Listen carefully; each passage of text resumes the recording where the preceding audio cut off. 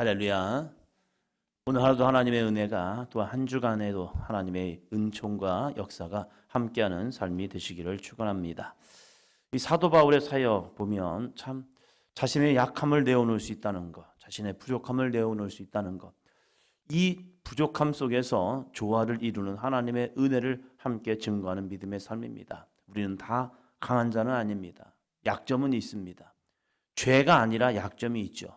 이 약점을 함께 내어놓고 이것을 기도로서 승화시키고 또한 그 약함을 통하여서 함께 조화를 이룰 수 있는 사도 바울의 믿음과 영성이 우리에게도 함께하기를 바랍니다. 11장 1절입니다. 원하건대 너희는 나의 좀 어리석은 것을 용납하라. 청하건대 나를 용납하라. 이 바울의 어리석음이 무엇입니까? 무식하며 무지하며 아니에요. 지금 여기서 바울이 말하는 좀 어리석음이라는 것은 자기 자랑입니다. 자기 자랑하는 것 얼마나 어리석은 일입니까? 그런데 이 사도 바울이 자기를 자랑하는 이유가 있죠. 그것은요, 바울을 대적하는 자들에게 아니 나도 사도입니다. 내가 왜 사도가 되었으며 이 사도권을 자기가 보호하는 이유는 자신의 지금까지 했던 사역들이 복음의 역사들이 이 거짓 선지자들, 거짓 자들을 통하여서 방해받지 않으려고 하기 때문입니다. 그러면서 정말로 자기를 자랑하는 것은 정말 어리석은 일이다. 그럼에도 불구하고 내가 이 어리석음을 너희에게 나타낼 것이다. 그 이유가 4절입니다. 만일 누가 가서 너희가 전파하지 아니한 다른 예수를 전파하거나 혹은 너희가 받지 아니한 다른 영을 받게 하거나 혹은 너희가 받지 아니한 다른 복음을 받게 할 때에는 너희가 잘 용납하는구나. 사람이 참 어리석죠.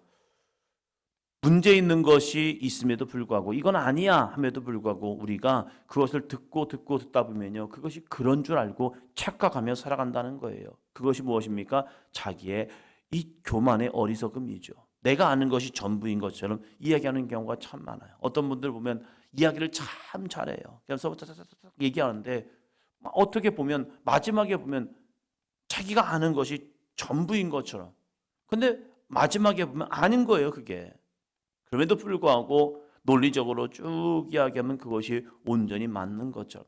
세상에 얼마나 그런 소식들이 얼마나 많이 들어오는데요. 그러면서 내가 조금 아는 지식으로 인해서 막 쭉쭉 얘기하면서 그래요.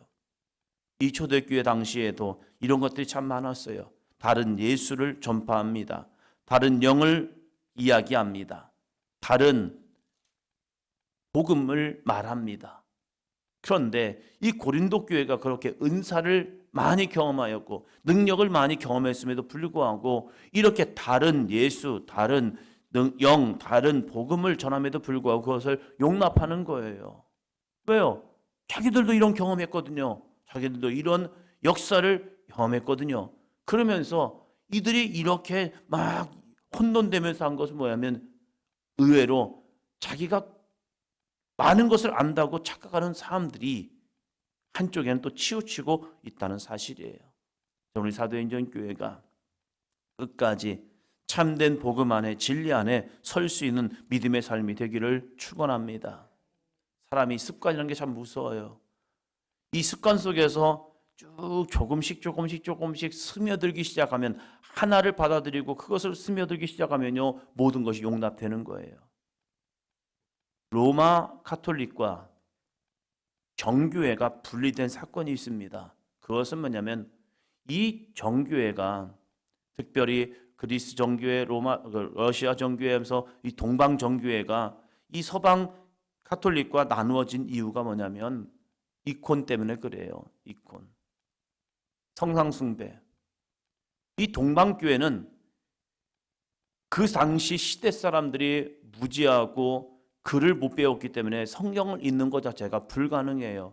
성경을 읽는 것은 몇 프로, 소수의 사람들만 성경을 읽었고, 그래서 이 설교를 해도 이해할 수 있는 방향들이 적었단 말이에요. 그래서 그림을 많이 그려가지고 예수님의 행적과 예수님의 사역들을 그림을 보면서 이해하잖아요. 백문이 불여일견이잖아요. 많이 듣는 것보다 한 번 보면 이해가 된단 말이에요. 그래서 어린이 성경을 보면 그림 성경이 있단 말이에요. 이 그림 성경을 쭉 보다 보면 아 그렇구나. 제가 가장 인상 깊게 배웠던 어린이 성경을 보면요, 우리는 에서와 야곱을 그냥 머리로는 쌍둥이로 생각했단 말이에요. 저도. 그런데 너무 달라요, 서로.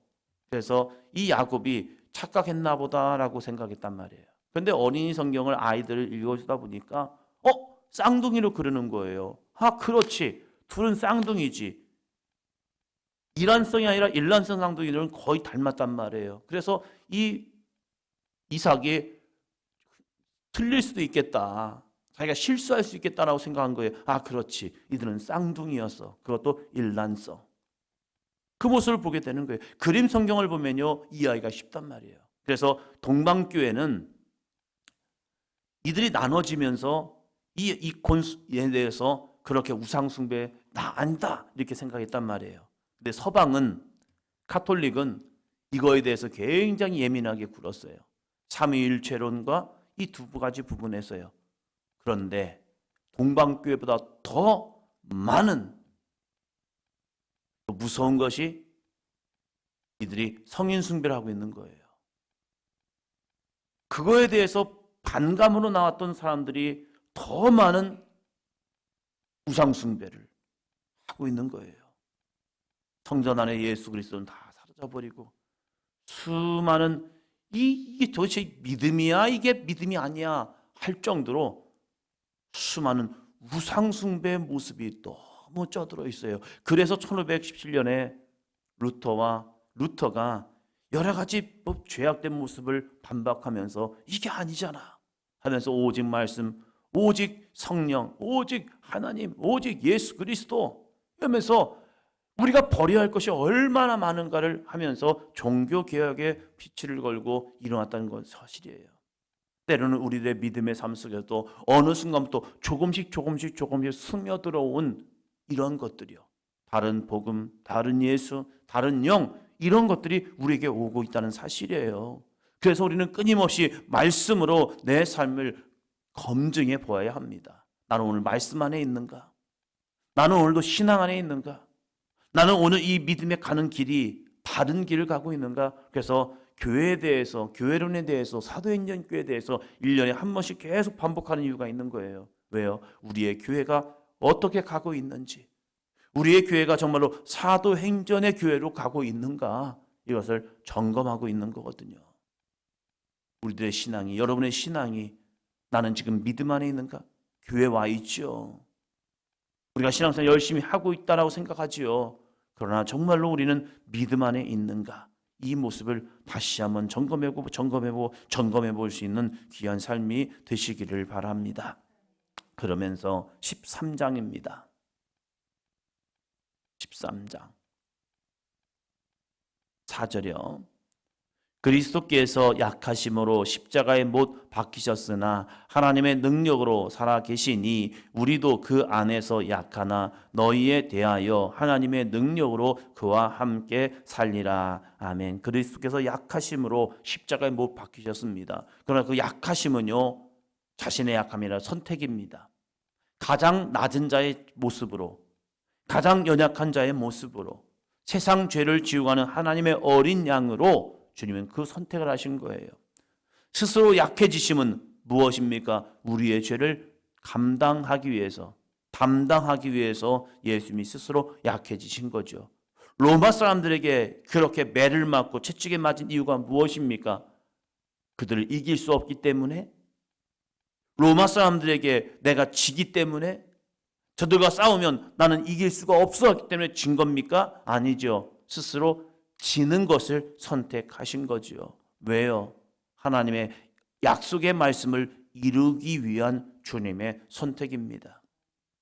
그가 약해짐으로, 그가 매를 맞음으로, 그가 채찍에 맞음으로, 그가 십자가에 죽으심으로 우리를 살리시기 위한 주님의 거룩한 선택이요.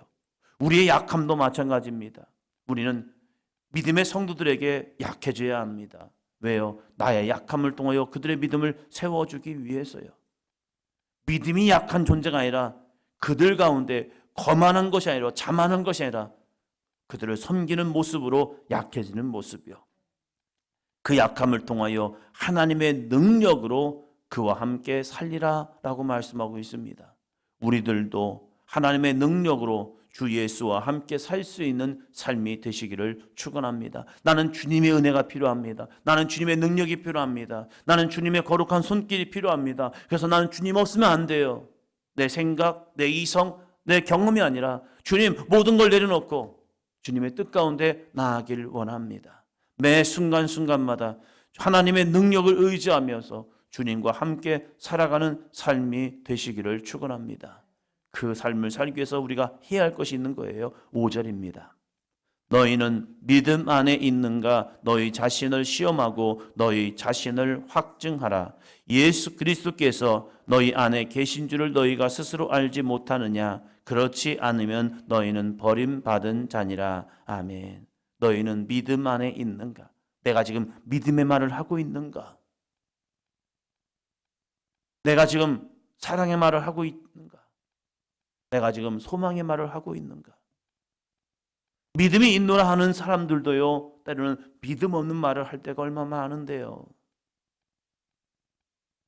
자기는 믿음이 있는 것 같아요. 다른 사람이 한 말을 보면요, 믿음이 없는 말을 참 할 때가 많이 있다는 사실이에요. 이 시대가 어렵지요. 그건 현실이에요.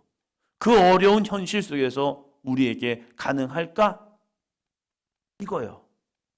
그때 우리의 믿음이죠.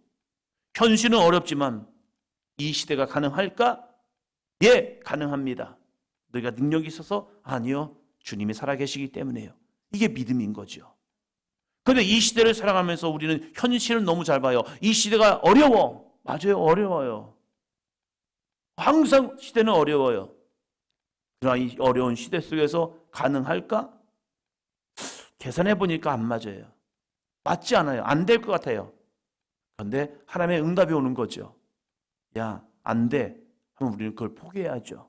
그럼 하나님이 돼. 라고 하면 그걸 붙들어야죠. 그것이 믿음이라는 사실이에요. 무조건 앞으로 가는 것이 믿음은 아니에요. 하나님이 때로는 우리에게 가지 마, 서 할 때가 있어요. 그러면 그때는 우리는 예, 아멘 하고 서는 거예요. 그게 믿음 없는 게 아니라 서는 것 자체가 믿음이라는 사실이에요. 그 뭐라고 말합니까? 순종이라고 말하죠. 하나님은 모든 것을 우리에게 가능하게 하지 않습니다. 때로는 우리에게 너 멈춰, 너 안 돼, 너 뒤로 돌아가 라고 할 때가 있단 말이에요. 그때는 앞으로 가면 죽어요. 그때는 뒤로 가야 합니다. 때로는 사람들에게 수치를 당하고 때로는 사람들에게 조롱거리가 될 수 있어요. 야, 너 된다며, 너 할 수 있다며. 그래, 할 수 있었어. 근데 하나님이 나에게 하지 말래. 에이, 그게 무슨 말이야. 이게 말이 맞아? 왜 말이 맞아요.